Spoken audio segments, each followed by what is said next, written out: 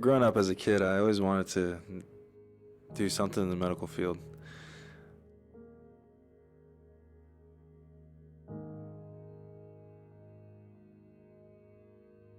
It wasn't until I went to see an orthodontist, I believe at the age of 10, and a year and a half later, when we got the braces removed, I noticed a huge difference in the improvement. And then I was like, yeah, I definitely want to do something like this for somebody else. Going into high school and participating in sports, my focus started to shift more towards the physical aspect of life. And nearing my senior year of high school, I took a trip down to Maryland to go see my cousin. My cousin's a physical therapist, and he shared with me a bit of his lifestyle and what the career entailed. And I was basically sold on it. And right then and there, I applied for the peer PT program here at Andrews. But little did I know that 3 years down the road, my life was going to change.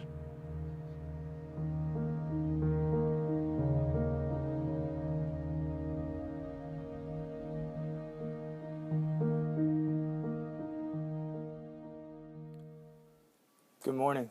My name is Rafael Correa. I am 21 years old, and it has been 10 days since my motorcycle accident. As you can see from my arm and also from my leg, it was a pretty intense accident.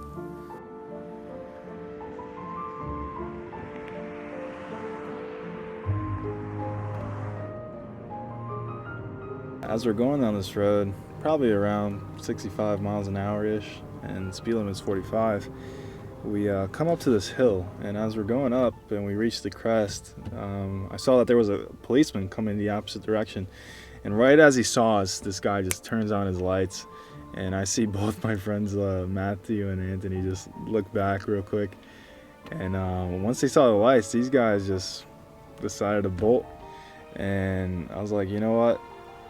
Let's just go. This is gonna be a pretty cool story.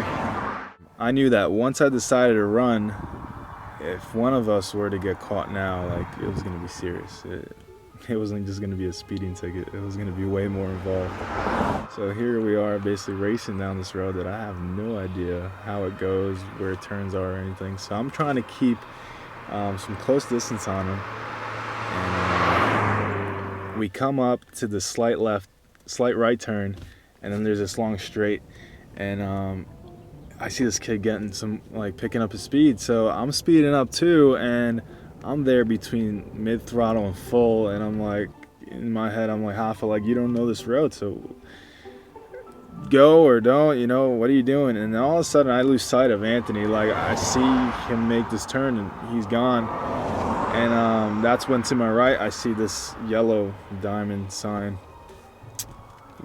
basically warning me that there's a left turn up ahead and that the suggested speed is 45 miles an hour. That's when I look down and I see 120. I saw that my best option was this field that was up ahead to my right, and I started thinking, I'm like, okay, if I'm gonna have an accident, let me try to control as much of it as possible. The bike could get damaged, but I could rebuild that, and it's okay. But most importantly, I need to make out of this accident. If there is going to be an accident, I myself need to walk out of this thing alive. But even at that moment, going off the road at 190 miles an hour, I had no idea what the outcome would be. No idea.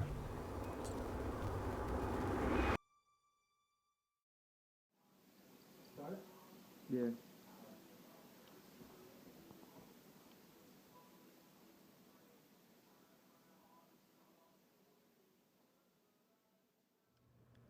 His left leg was in such bad shape after the accident that the doctors had to amputate above the knee. Months of gruesome rehab followed, in which he had to become comfortable with a prosthetic leg.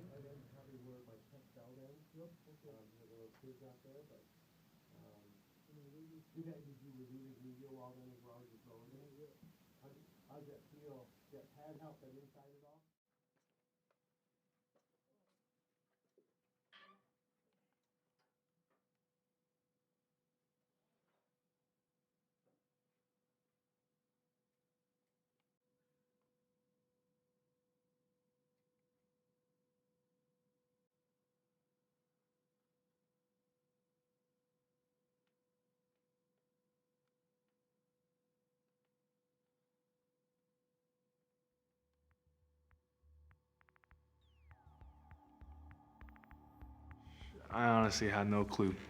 I had no clue what it was gonna be like. There was a night that I couldn't sleep because the phantom pains were too strong. It was when I finally started thinking, I was like, what's the point to all this?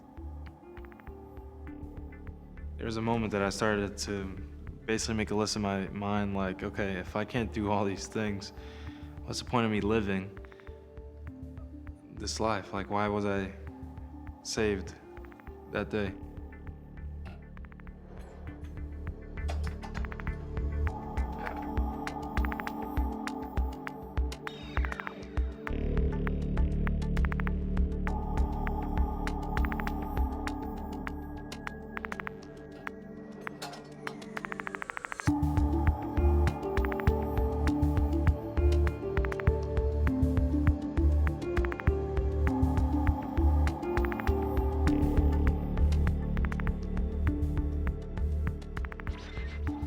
Let's try to look at the bright side. If I didn't die, then there's a reason why I didn't die. So if I'm breathing and I'm getting stronger every day, something good's gonna come out from this.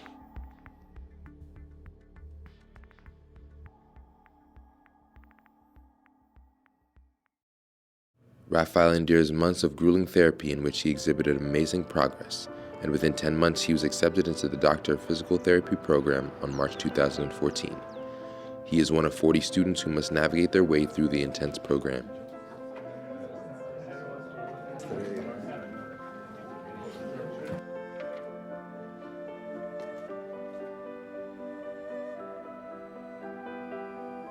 He is a very thoughtful individual, reserved.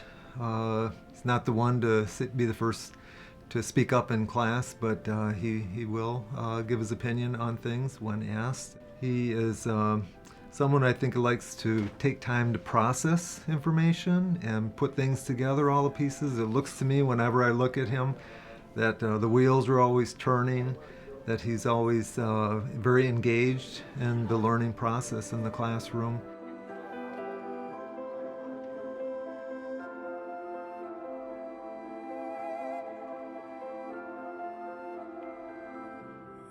Being in this new environment, it was like the first day of school all over again. And it was a bit intimidating because I didn't know what to expect.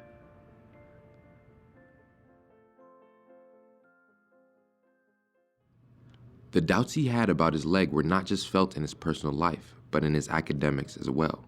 However, keeping it all together was his priority. Dog, I was running with a pencil and I went squish. You should leave it up there, see how long it takes for someone to notice. Tomorrow morning I have my last pathokinesiology oral exam. This test, we're talking about the lower extremity, so from the hip down. So he could say anything from like a knee joint or like a foot joint, ankle joint. So I'll have to palpate that. Your pelvis that way. Now you're maintaining, you're reducing that downward displacement. You have no idea what's going to be on that sheet tomorrow. So you really want to prepare yourself for whatever's there. To be honest, like me walking as it is, it's already, it's a thought process involved. And now I have to basically try to demonstrate a gait pattern which I don't use every day. Most of these, to be honest, I've tried. I'm not afraid of falling, but if I'm reading it by the description, what it's like, I probably can't do it. The concerns of his disability becoming a hindrance to his education has now become a reality, and this leaves him with questions about his future success. Here I am, part of a class of 40 students where the majority of them I never knew. And coming into that building and just walking around and feeling uncomfortable and stuff like that, it started to play with my head. And I try to convince myself that when we were, say, taking an exam, we're all on the same level. My disability of my leg is not a factor. Now, when it came to practical exams that I had to say, transfer a patient from a bed to a wheelchair, I had to think outside the box while my classmates didn't have that issue. And I started noticing or thinking that my disability was actually causing me to be a step below my classmates, and that I already from the get-go had a disadvantage. As Raphael would come to tell me later, he was having second thoughts about being in the film. It was during the shoot that he expressed his struggles with school and how it was his intention to let me know that he was done filming. Yeah, like here I have Jourdain coming, taking these shots and filming, and I don't see this film being a good film. And my goal that day in that computer lab was to tell you to stop filming. But at the same time, like, how productive will I be, as a physical therapist? Yeah. It's one of those things that's that, who knows? This is not gonna be a good film. Almost in the sense like I didn't want to share the struggle that I was going through with others.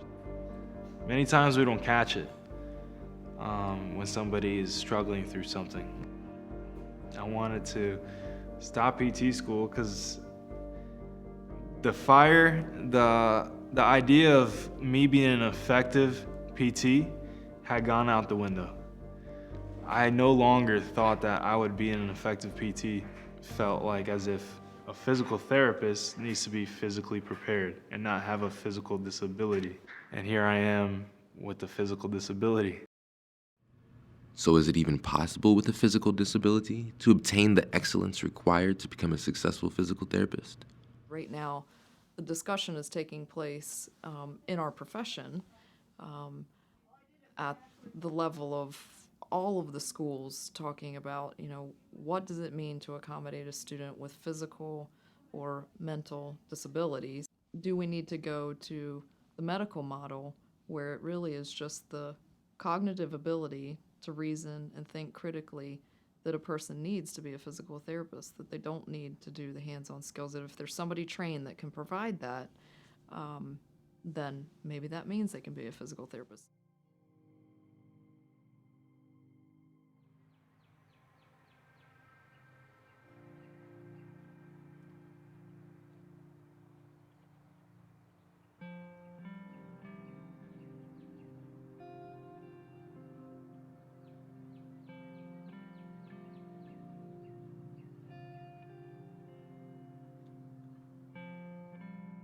The bottom line was this.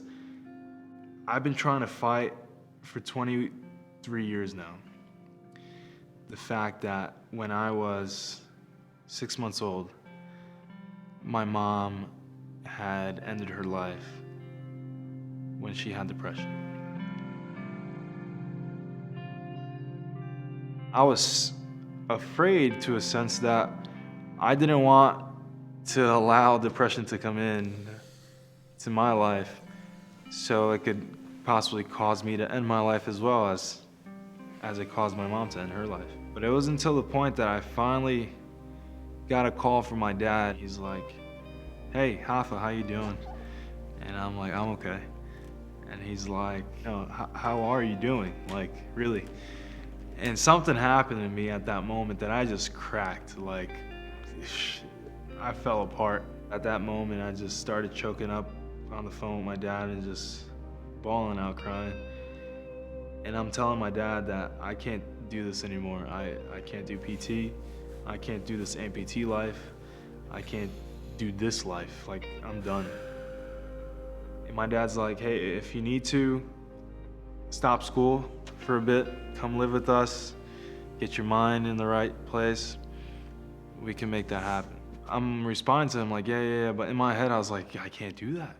PT school is too important, it's serious, it's competitive. Like, the things I had to do to get into it, now I gotta stay in it. And when I gave my dad goodnight on the phone that day, I finally just cried out to God and basically tapped out. I was like, you saved me for a reason, and I don't know why. You know how hard I've been trying to fight this depression. I just let it completely go and just faced my condition and handed it over to God.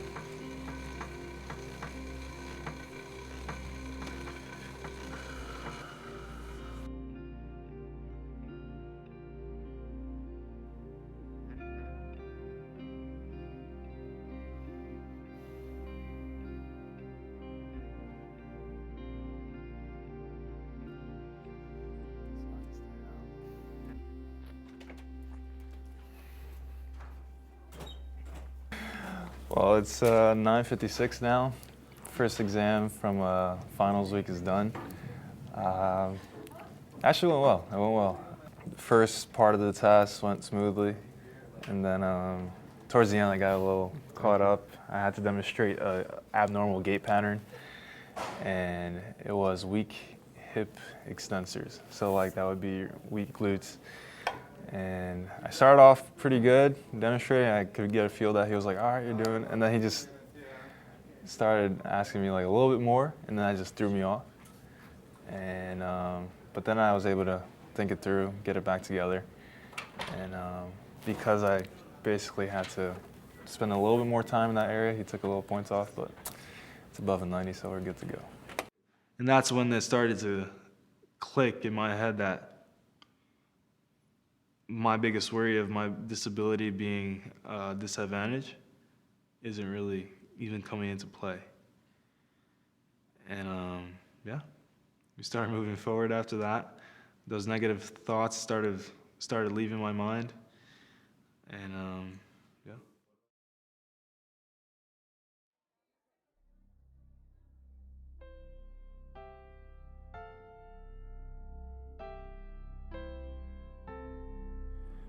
Looking back at my experience, there was a time that I felt like I had lost everything. By me losing my leg, I felt like everything I had for my future was gone. But looking at my life now, I feel like I've gained so much. And I can foresee now that there's way more ahead of me than there would have been ever before my accident. In case you guys need it, to go on like YouTube, it's Rafa's testimony, R-A-P-H apostrophe. This is no joke. So they put me in the ambulance, and my brother goes like, hey, do you want the foot? Like, you could probably do something, right? You know, like you guys are pretty good, right? And then he's like, and then the medic goes to my brother. He's like, yeah, go get it for us. If I never had that accident, if I had stayed home that day, I wouldn't be here sharing the story with you guys. You see? I would have never recorded that video so somebody on TV could see it and maybe spark that or plant that seed. And once again, little things in your life, never forget. Always include God in those little things.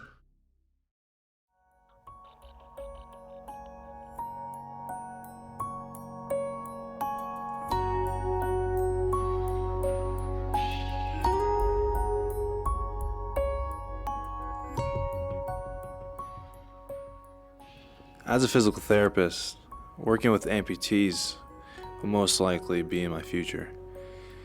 Being an amputee, I believe that I'll be able to share with them, inspire them, and give them hope for a better future, as I now foresee that there is so much more ahead of me than there would have ever been prior to my accident.